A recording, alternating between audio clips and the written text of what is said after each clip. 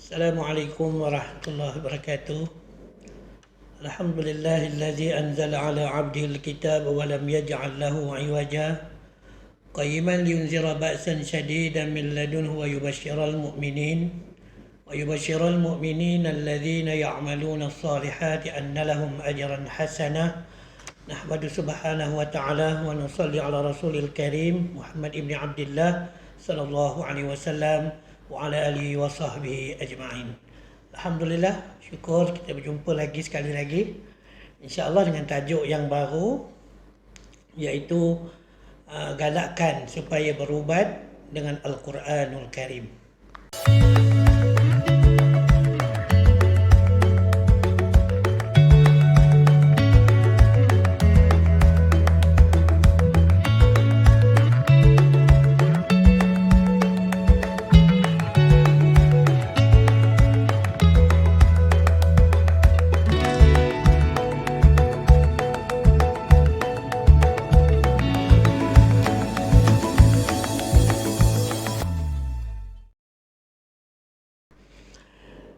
Seperti mana firman Allah Subhanahu wa taala yang di sebelum ni yang saya bacakan, wa nunazzilu minal qur'ani ma huwa syifaa'un wa rahmatul lil mu'minin, dan kami menurunkan daripada Al-Quran apa yang menjadi penyembuh, ubat dan rahmat bagi orang-orang yang beriman. Dan tiadalah Al-Quran itu menambah kepada orang-orang yang zalim selain daripada kerugian. Wala yaziduz zalimina illa khasarah. Jadi golongan mufassirin mentafsirkan perkataan syifa di situ dengan berbagai-bagai tafsiran.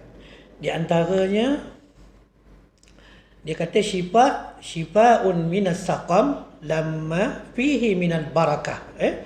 Tuan-tuan boleh rujuk dalam tafsir Al-Mawardi, dan kalau nak panjang lagi boleh tengok dalam kitab tafsir Fathul Qadir karangan Imam Asy-Syaukani rahimahullahu ta'ala. Jadi dalam ayat ni jelas menunjukkan kepada kita bahawa Al-Quran itu adalah penyembuh bagi kita. Rabi'a qulubina. Penyembuh bagi hati-hati kita. Ubat bagi hati-hati kita. Jadi kerana itulah kita kena yakin dengan sentiasa berdamping dengan Al-Quran, membaca Al-Quran, mengamal isi kandung Al-Quran, Allah Ta'ala akan beri kita penyembuhan, terutama penyembuhan dalam rohani kita.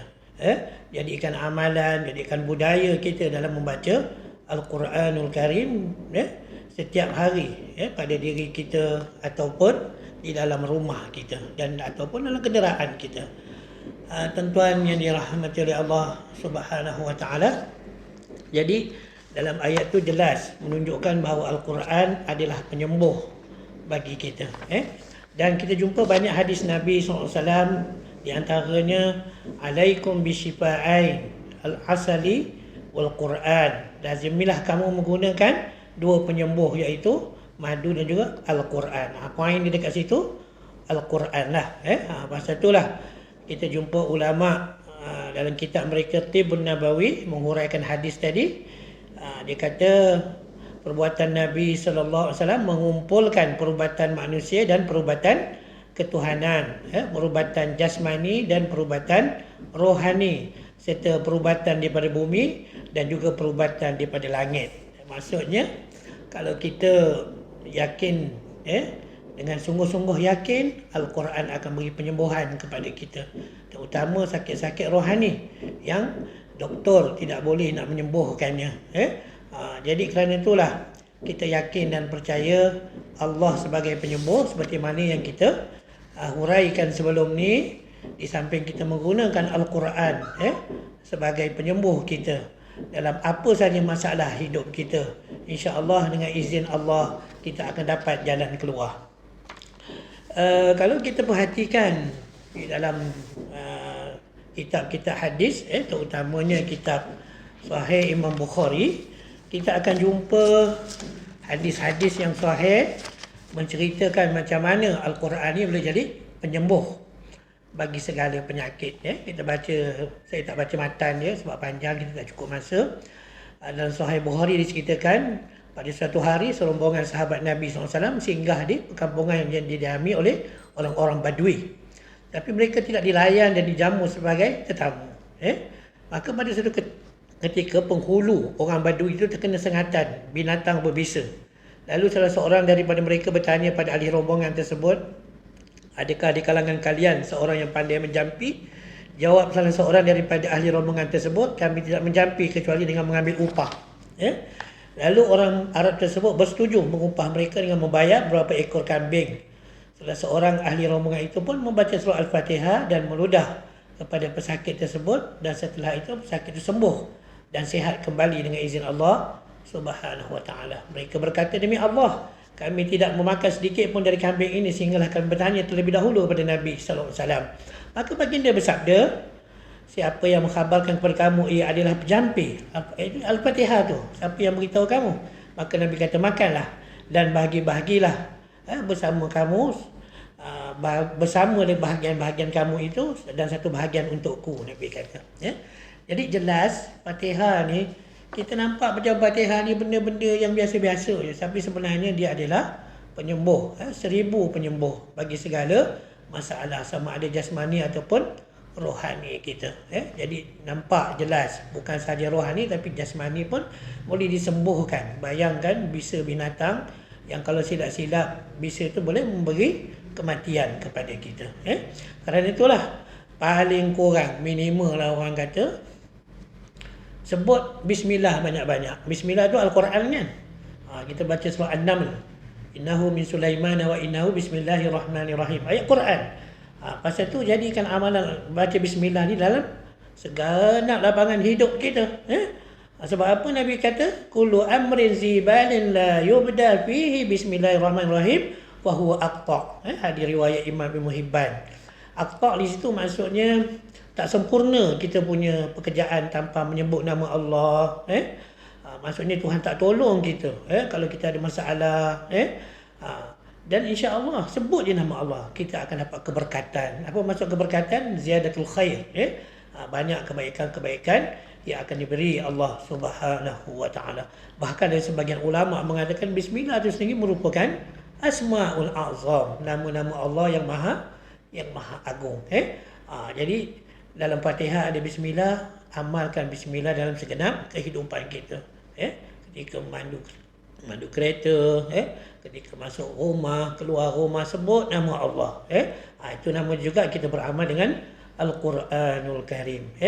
Jadi jelas, paling kurang kalau kita sakit, duduk hospital, tak reti nak baca apa, bacalah Fatihah.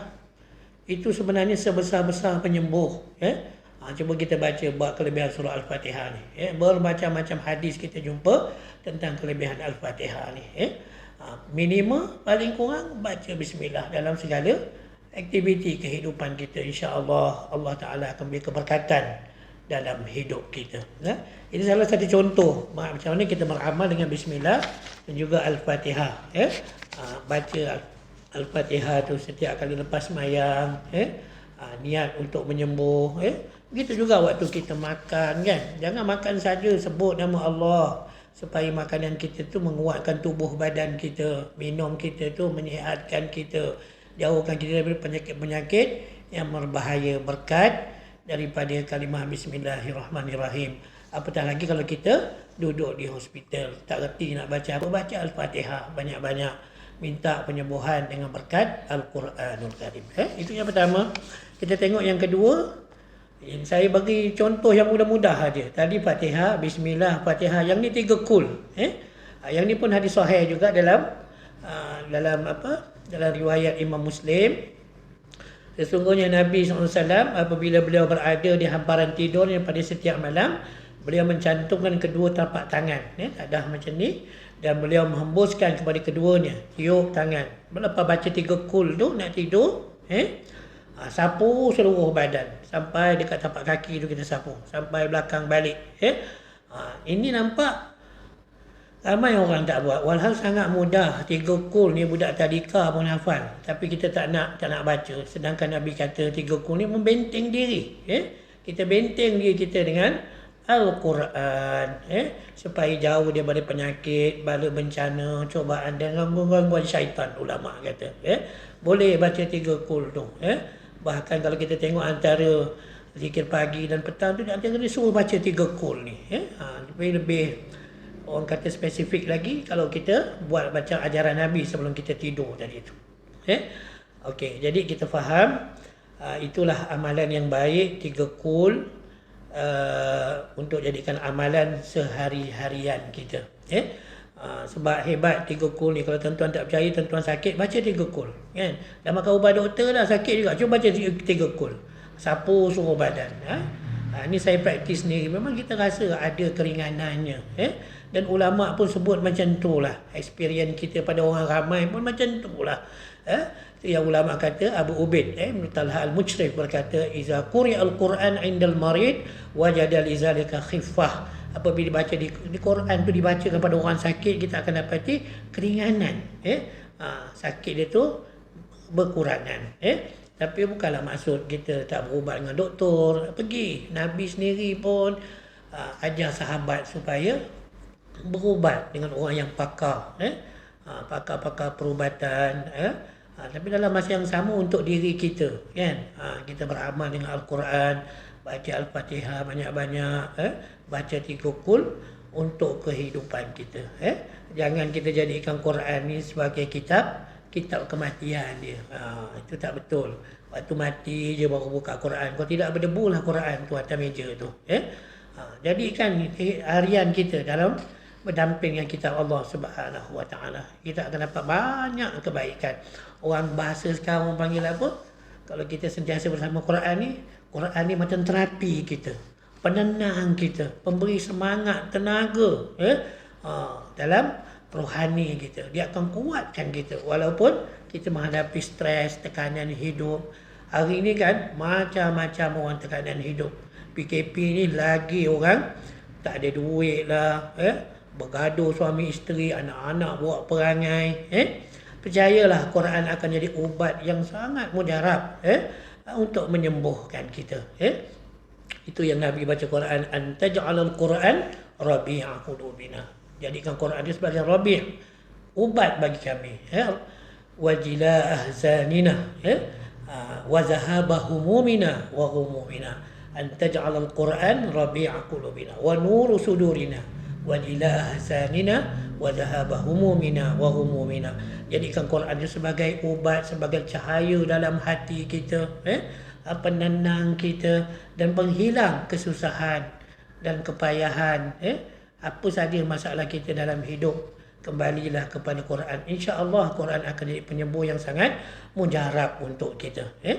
Jadi tuan-tuan yang dirahmati oleh Allah Ta'ala, kadang-kadang kita banyak berjalan di kampung-kampung kan. Orang-orang mengadu tentang kadang-kadang susah.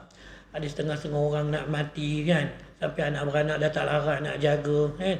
Sebenarnya baca je Quran, baca Yasin. Tok-tok guru kita pun ajar baca Yasin dengan tertil, dengan tadabbur, berdoa dalam hati supaya Allah Ta'ala permudahkan roh tu keluar. Baca 3 kul ketika orang nak meninggal tu. Ambil air bacaan 3 kul, sapu dekat muka, bagi dia minum sikit. Itu sunnah Nabi yang kita praktiskan dalam masyarakat. Alhamdulillah, memang nampak Tuhan permudahkan. Hebatnya Al-Quran ini dalam mendatangi masalah-masalah hidup kita.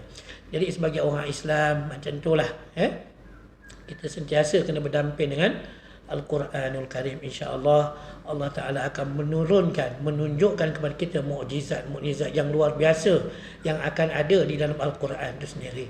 Jadi itulah pagi ini serba sedikit tentang galakan supaya berubat dengan Al-Quranul Karim. Dan jangan lupa insyaAllah pada pertemuan kita akan datang, kita akan bincangkan bab yang lain pula. InsyaAllah mudah-mudahan akan bermanfaat. Sekadar itu dulu. Aku qali hadza astaghfirullahal azim. Assalamualaikum warahmatullahi wabarakatuh.